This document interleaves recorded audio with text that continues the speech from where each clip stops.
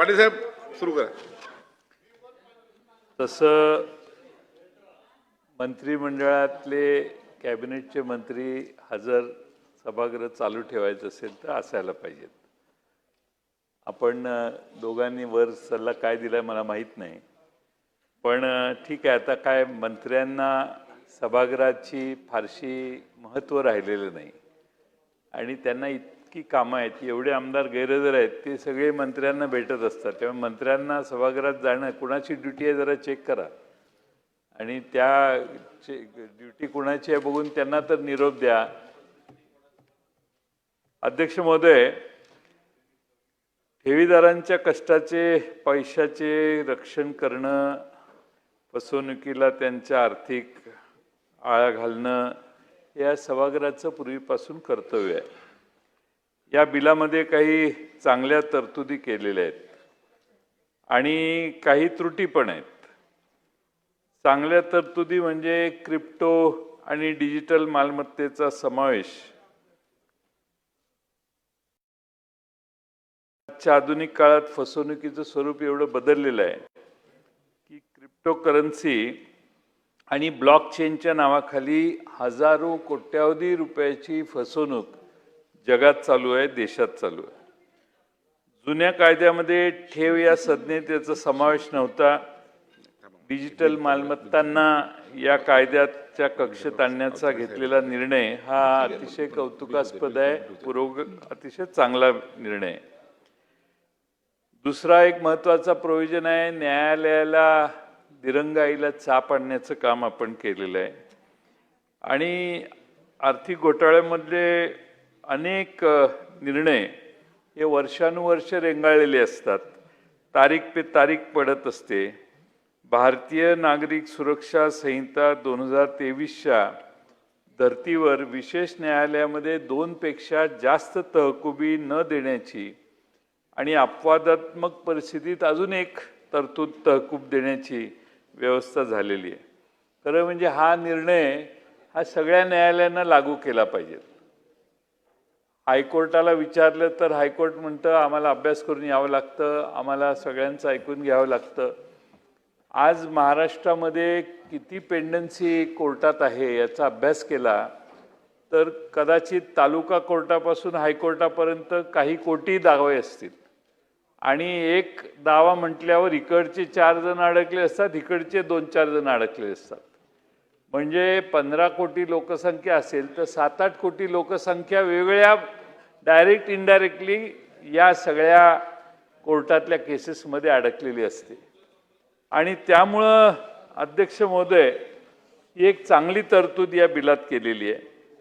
दुसरं, बोगस अपिलांना आळा करण्यासाठी आपण 50% सक्षम प्राधिकाराकडे जमा रक्कम केल्याशिवाय पुढचं अपील करता येत नाही, अशी प्रोव्हिजन चांगली केलेली आहे. काळा शर्ट आज निषेध आहे काय? पण अशी तरतूद ही या बिलात केलेली आहे, ही चांगली तरतूद केलेली आहे. पण विधेयकात काही त्रुटी पण आहेत आणि ती म्हणजे अध्यक्ष महोदय ही क्रिप्टो करन्सी आभासी असते आणि अध्यक्ष महोदय अमूर्त डिजिटल कॉइन्स आपण जप्त कसे करणार? त्याचे पासवर्ड किंवा प्रायव्हेट की जी काय असेल ती आरोपीकडून हस्तगत कशी करणार?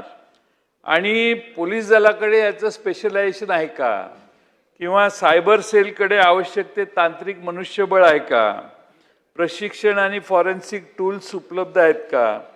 जर नसतील तर मग हा कायदा अध्यक्ष महोदय कदाचित कागदावरच राहण्याची शक्यता आहे. त्याचा विचार मंत्री महोदयांनी केला असेल तर उत्तरात ते आपल्याला याचं मार्गदर्शन करतील अशी मला अपेक्षा आहे. अध्यक्ष महोदय, विशेष न्यायालयांची अपुरी संख्या हा एक दुसरं चॅलेंज आहे.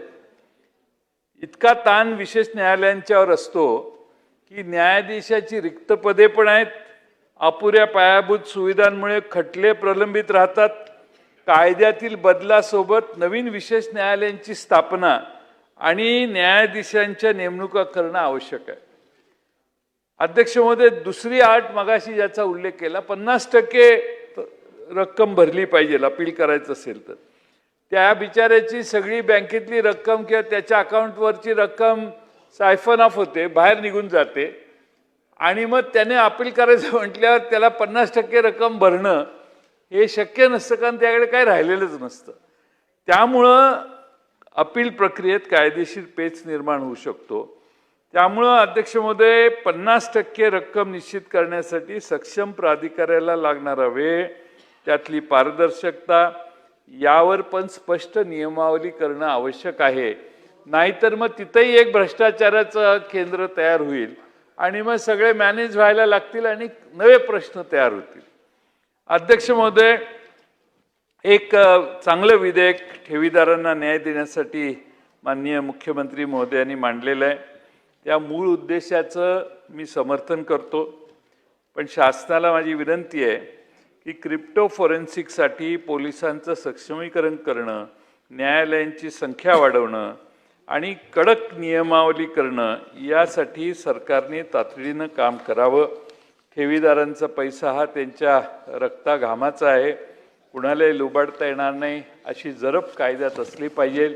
जसं हे डिजिटल प्रॉपर्टी आहे तसे महाराष्ट्रात अशी अनेक उदाहरणं आहेत की काहीतरी भ्रामक समजुतीनं लोकांनी गुंतवणुकी केल्या आणि ज्यांच्याकडे गुंतवणूक केल्या ते पसार झाले आणि पोलीस अटक करायच्या आधीच हे निघून जातात.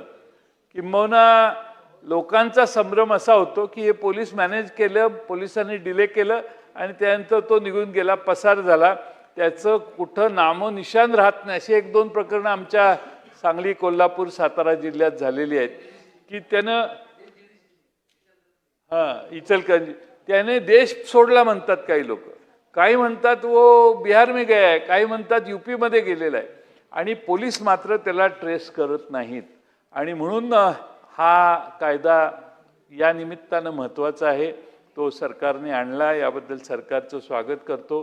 पण त्याचबरोबर सायबर क्राईम म्हणजे कुणालाही कशाही शिव्या देणे, कुठल्याही नेत्याला, कुठल्याही पर्सनॅलिटीला कॉमेंट्स अशुद्ध भाषेत, मराठी भाषेत घाणघाण कॉमेंट्स करणे हा उद्योग फार मोठी लोकसंख्या महाराष्ट्रात आणि देशात करत असते.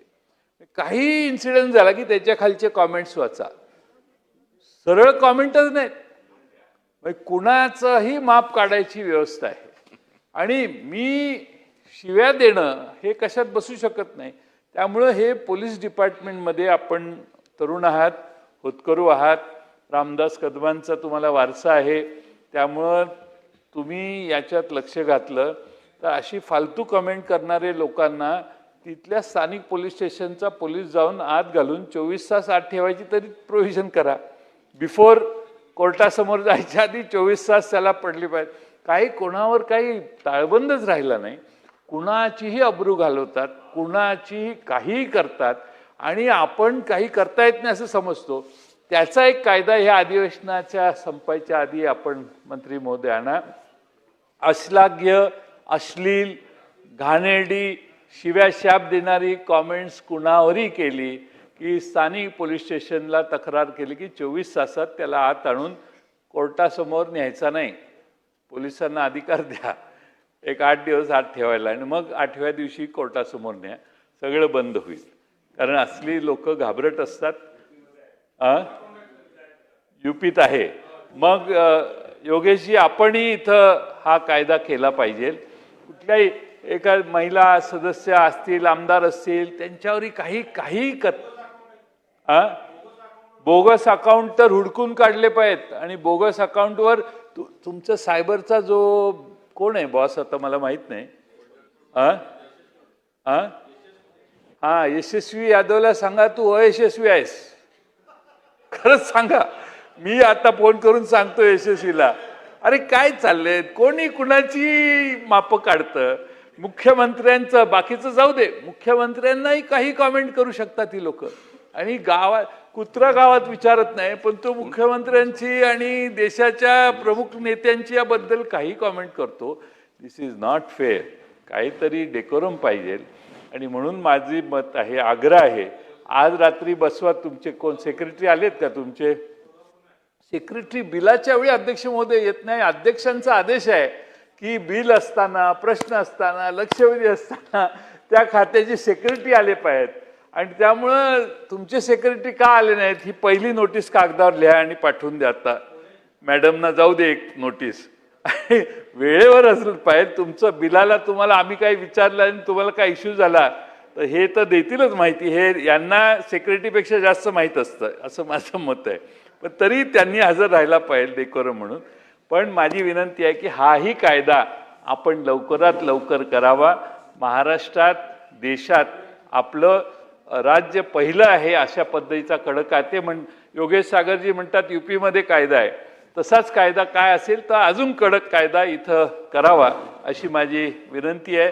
या बिलावर आपण मला बोलून दिलं याबद्दल आपले धन्यवाद.